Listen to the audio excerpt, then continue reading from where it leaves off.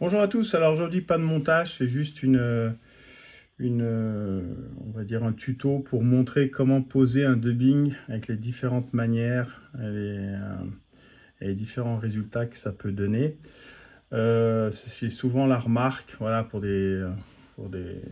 si je peux faire telle ou telle vidéo, alors je m'efforce de faire au mieux. Là j'ai concentré ce qu'il y a, on va dire, pose de dubbing dans les grandes lignes, avec twister comme ceci ou pas. Donc là, à l'étau, j'ai placé un hameçon. On va faire, voilà, c'est juste pour vous montrer la démonstration. Donc c'est des NY1 en taille 10, une grosse taille pour bien voir, avec un fil en 6-0 que j'ai déjà positionné sur l'hameçon. Donc pour la première façon de poser un dubbing, on va utiliser le twister. Donc on vient se poser sur le fil, d'accord? On crochette le fil, voilà, comme ceci. Et puis là, on va faire une boucle environ une dizaine de centimètres. Donc on tourne. Alors moi, ma façon d'enrouler le fil était dans ce sens-là, d'accord? Donc là, par inversement, je viens me positionner sur le dessus. Je fais quelques tours et pour resserrer la base, hop, je viens passer une fois sur celle-ci, ce qui va permettre d'affiner le point de fixation ici, et surtout on se replace dans dans le bon sens de rotation, en tout cas pour moi en tant que gaucher. Là je vais utiliser du dubbing pour tous, du dubbing classique, un lièvre avec quelques fibres synthétiques iridescentes. Donc comme pour tout dubbing, il est bien de l'aérer comme ceci, vous voyez, faites, vous tirez, vous le replacez afin de l'aérer un peu, et en fait on prépositionne, on va dire, une mèche. Voilà, faire quelque chose qui ressemble à ça, quoi. Donc là, on vient récupérer notre boucle à dubbing, on l'ouvre, on place nos fibres à l'intérieur. Voilà, on les répartit un petit peu sur toute la longueur. Je vais me décaler pour que vous puissiez voir. Et puis là, il suffit de twister. Alors plus ou moins, c'est à vous d'avoir le rendu que vous voulez avoir de votre mèche. Vous pouvez enlever un peu le trop. Voilà. Donc là, c'est pas mal.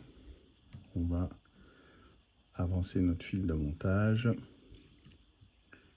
Et puis, je vais procéder aux enroulements. Voilà. Donc, on procède aux enroulements classiques. Là, de cette façon, on va avoir quelque chose qui va être beaucoup plus velu, dans le sens où par rapport au prochain que je vais vous faire voir, certains, voilà, le seront moins. Donc là, on a assez. L'avantage de cette façon, sans mettre de poids, donc la poids, c'est une matière qui va permettre de faire coller un peu les poils sur le fil, c'est que là, cette partie-là de votre lièvre ou lapin ou autre dubbing, hop, on le récupère, il est réutilisable. Si la poids, vous en avez posé sur le fil, ça paraît plus compliqué et ça va, voilà, vous n'aurez pas le même dubbing par la suite.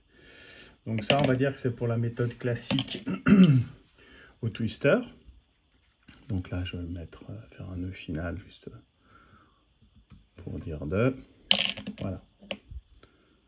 Donc ça, c'est pour la version, on va dire, avec twister.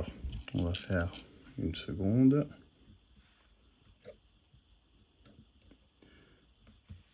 Voilà. Même chose, on va former notre boucle, mais là d'une façon différente. Donc là, je positionne mon fil de montage pour faire mon sous-corps. Ça évite que tous les matériaux ne glissent pendant le montage. Sur ce modèle-là, je vais vous faire voir le cerclage aussi. Donc je vais positionner mon fil de cerclage.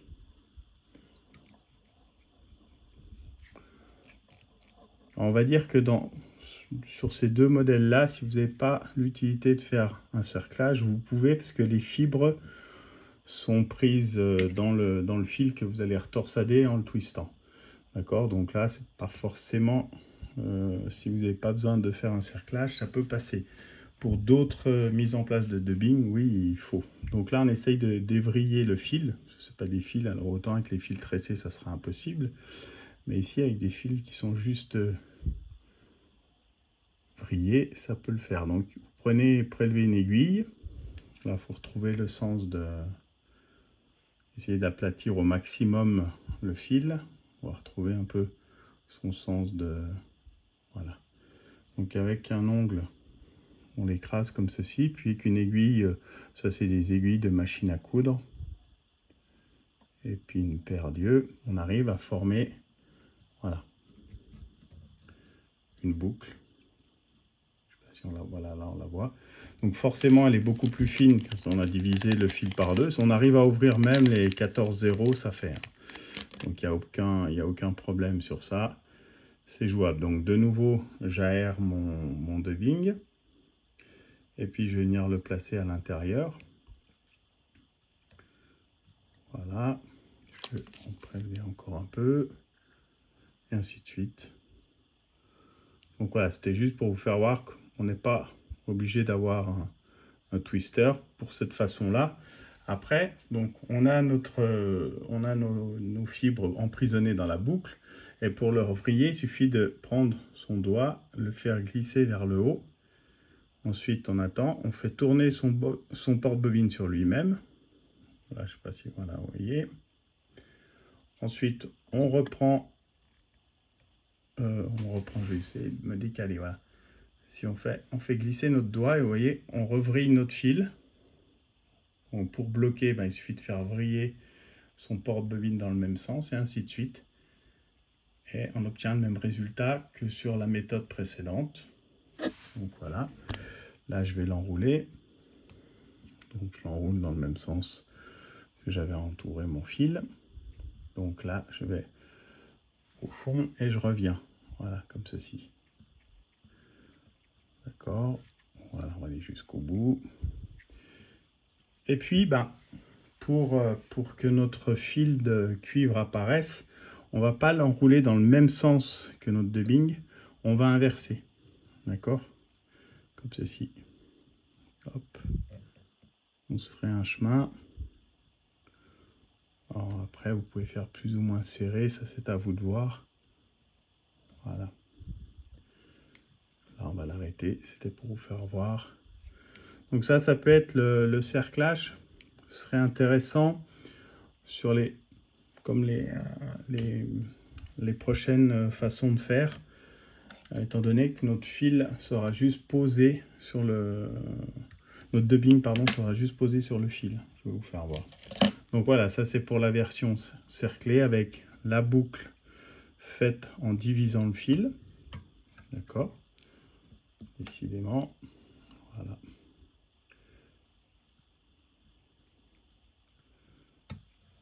Voilà. Donc là, ça c'est la deuxième façon de faire.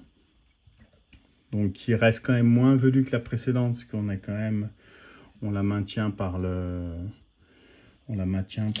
cerclage. Ensuite, on va faire, voilà, je repositionne mon fil sur l'hameçon. Alors si on veut réellement faire des spires vraiment jointives, il suffit d'incliner son fil comme ceci. Et en fait, à chaque fois que vous allez le positionner, il va venir se mettre dessus et se poser. Et vous aurez quelque chose d'assez propre en termes de sous-corps. C'est l'angle que vous allez donner qui va définir le positionnement des enroulements de fil de montage. Ensuite, vous allez pouvoir utiliser donc de la poix comme ceci, la wax. Donc,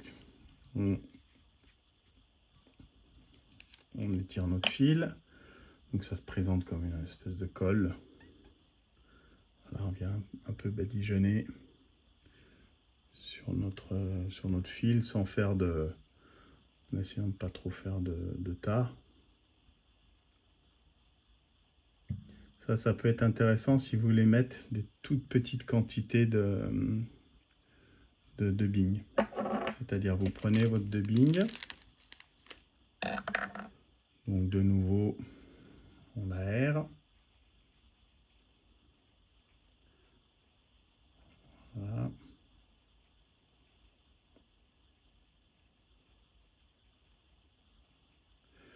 Et puis là, on peut juste, comme ceci, le faire passer tout doucement, délicatement sur notre fil.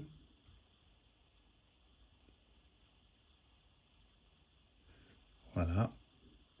On enlève un peu le trop. Et comme sur la méthode précédente avec la boucle, on vrille notre fil. Hop là. On va enlever le trop plein avant qu'il soit pris et plein de poids. Voilà. Donc on fait coulisser notre doigt, on vrille, on fait coulisser notre doigt et on vrille, et ainsi de suite. Donc là, on fixe quand même un peu les fibres de par le fait de vriller le fil comme ceci, mais ça reste quand même, voilà, quelque chose qui pourrait peut-être les poils peuvent se retirer en cours de pêche parce qu'ils sont maintenus par pas grand chose, ils ne sont pas pris à l'intérieur, c'est juste la poix qui les tient. Donc là, un cerclage peut être intéressant, mais quand on veut faire des corps très fins, vous voyez, on arrive à quelque chose d'assez discret, quoi. Voilà.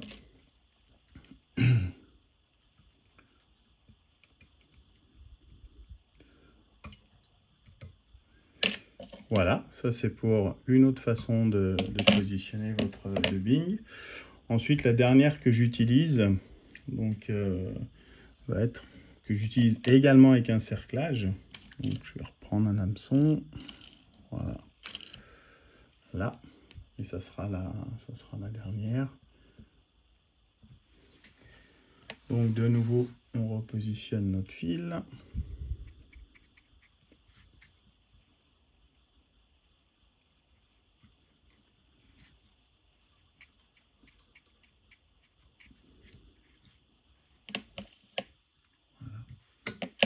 Donc là, important aussi également d'aérer notre dubbing.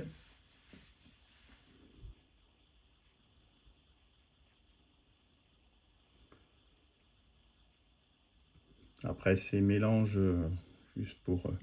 alors différents, ces mélanges avec des fibres brillantes peuvent être intéressants, ça donne un côté un peu translucide au dubbing une fois qu'il est positionné sur l'hameçon et surtout quand il est dans l'eau, quoi.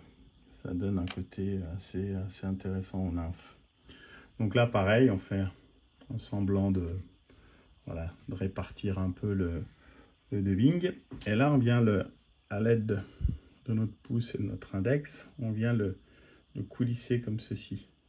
On vient le vriller sur lui-même. Alors là, on va avoir quelque chose de vraiment compact. C'est vraiment pour les mises en place de dubbing encore bien serré. Voilà, et ça donne un résultat comme ceci. Je vais aller un peu jusqu'au bout. Et l'avantage de ne pas avoir mis de poids ici, c'est que là, en fait, toute votre mèche, toute votre mèche va se déplacer sur le fil. Vous voyez, je peux la répartir, je peux la sectionner.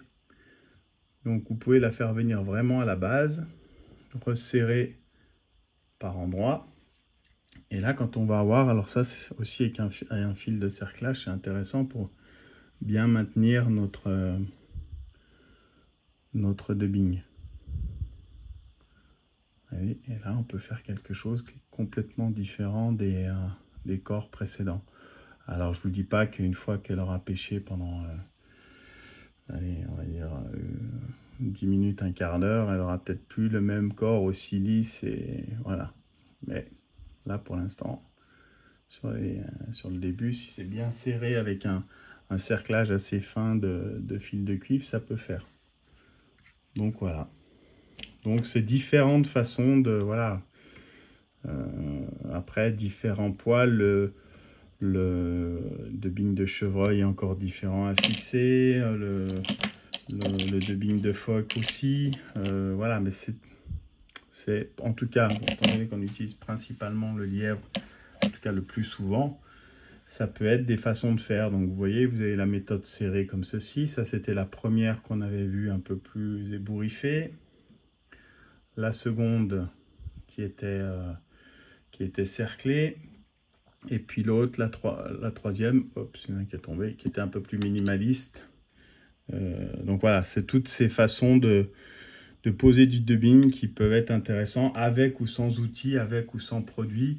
Vous pouvez avoir des textures différentes et puis surtout, c'est à vous à trouver en fonction des montages que vous effectuez la meilleure solution. Donc voilà, écoutez, j'espère que pour ceux qui m'avaient demandé cette vidéo, ça va leur servir. Et puis voilà, parce qu'on a tendance à oublier un peu les bases quand on monte un peu depuis fort longtemps. Et c'est vrai qu'au fil du temps, c'est bien de temps en temps de rappeler pour quand les débutants nous posent des questions, de pouvoir leur mettre le pied à l'étrier, comme on dit. Donc voilà, bon montage et puis au plaisir. Merci.